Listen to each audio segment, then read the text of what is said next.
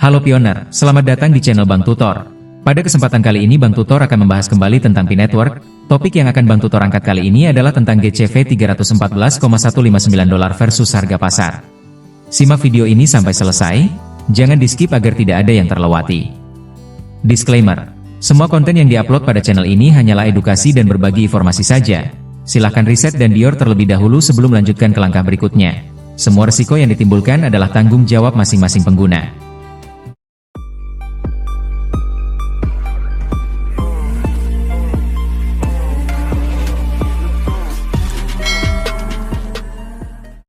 Oke, kita mulai sekarang. Perdebatan tentang GCV $314.159 versus harga pasar adalah salah satu diskusi paling panas, paling emosional, dan paling memecah belah di komunitas P-Network. Di satu sisi ada pionir yang memegang teguh angka itu seperti janji masa depan, simbol keyakinan, bahkan bagi sebagian orang sudah dianggap tak terbantahkan. Di sisi lain ada mereka yang berbicara tentang realitas pasar, mekanisme harga, likuiditas, dan logika ekonomi. Pertanyaannya sederhana tapi dampaknya besar. Mana yang lebih realistis, GCV $314.159 atau harga pasar? Untuk menjawab ini dengan jujur, kita harus melepaskan emosi sejenak. Kita harus berani memisahkan antara harapan, keyakinan, dan realitas ekonomi. GCV $314.159 bukan muncul dari proses pasar. Angka ini lahir dari simbol, narasi, dan konsensus internal komunitas. Angka itu sering dikaitkan dengan konstanta matematika Pi, seolah menyiratkan kesempurnaan, keseimbangan, dan makna filosofis. Dari sisi simbolik, itu kuat. Dari sisi ekonomi, itu belum diuji. Harga pasar bekerja dengan cara yang kejam tapi jujur. Ia tidak peduli seberapa besar komunitas percaya. Ia tidak peduli seberapa lama orang menunggu. Harga pasar hanya bertanya satu hal, berapa orang yang benar-benar mau membeli, dengan uang nyata, pada harga tertentu, dan berapa banyak yang mau menjual. Disitulah harga terbentuk. Bukan dari slogan, bukan dari kesepakatan sepihak, tapi dari transaksi nyata.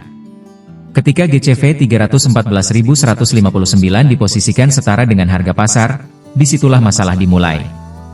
Banyak pionir mulai menganggap bahwa angka itu adalah harga yang seharusnya. Seolah-olah pasar nanti hanya tinggal mengikuti. Padahal pasar tidak pernah tunduk pada keyakinan internal suatu komunitas.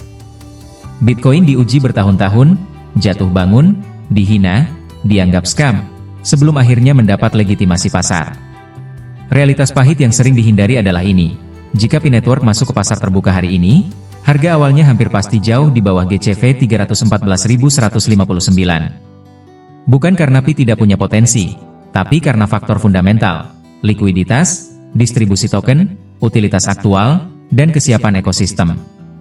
Pasar akan melihat berapa banyak Pi yang beredar, siapa yang memegangnya, seberapa besar tekanan jual, dan apa alasan orang di luar komunitas untuk membeli. Disinilah benturan psikologis terjadi.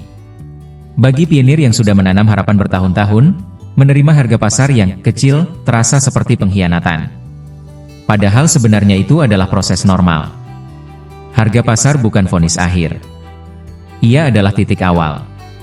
Masalahnya, jika ekspektasi sudah dikunci di angka ratusan ribu dolar, maka titik awal apapun di bawah itu akan terasa seperti kegagalan total, meskipun secara objektif belum tentu demikian. GCV sering dibela dengan argumen jumlah pengguna P-Network yang besar. Puluhan juta pengguna disebut sebagai bukti bahwa nilai Pi harus tinggi. Namun jumlah pengguna tidak otomatis sama dengan daya beli. Banyak pengguna adalah miner gratis, bukan investor dengan modal besar. Pasar akan menghitung bukan berapa banyak akun, tapi berapa banyak uang yang masuk. Ini perbedaan yang sering diabaikan. Ada juga argumen utilitas masa depan. Bahwa Pi akan digunakan untuk pembayaran, ekosistem aplikasi, ekonomi tertutup, dan seterusnya. Ini adalah visi yang menarik, tapi pasar selalu mendiskon masa depan. Artinya, nilai masa depan tidak langsung dihargai penuh hari ini. Bahkan perusahaan teknologi raksasa pun harus menunjukkan pendapatan nyata sebelum valuasinya dianggap wajar. Mengharapkan pasar langsung menghargai Pi di level GCV tanpa data penggunaan nyata adalah lompatan logika. Harga pasar, meskipun sering dianggap kejam, justru lebih jujur.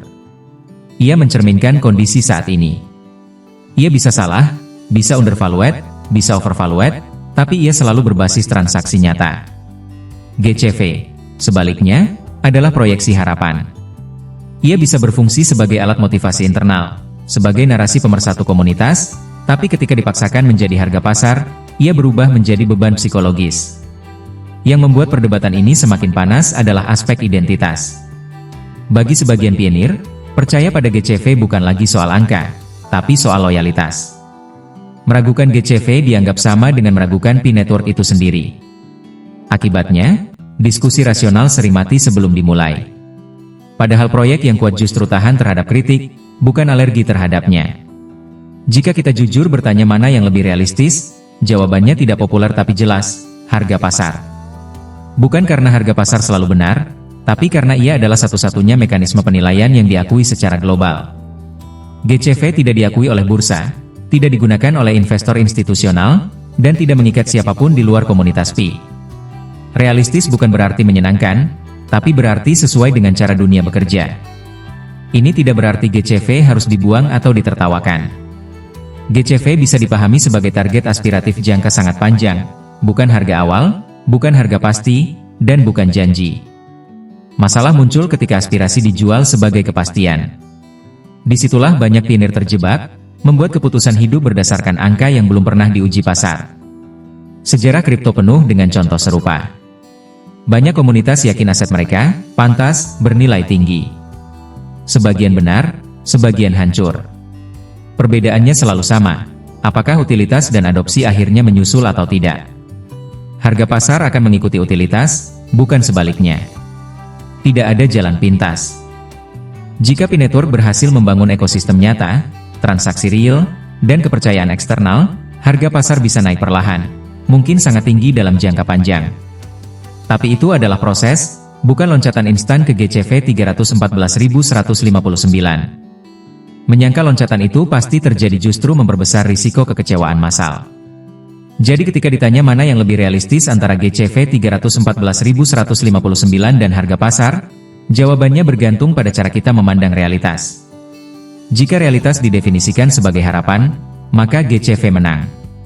Jika realitas didefinisikan sebagai mekanisme ekonomi global yang sudah terbukti, maka harga pasar jauh lebih realistis. Kedewasaan komunitas diuji di titik ini.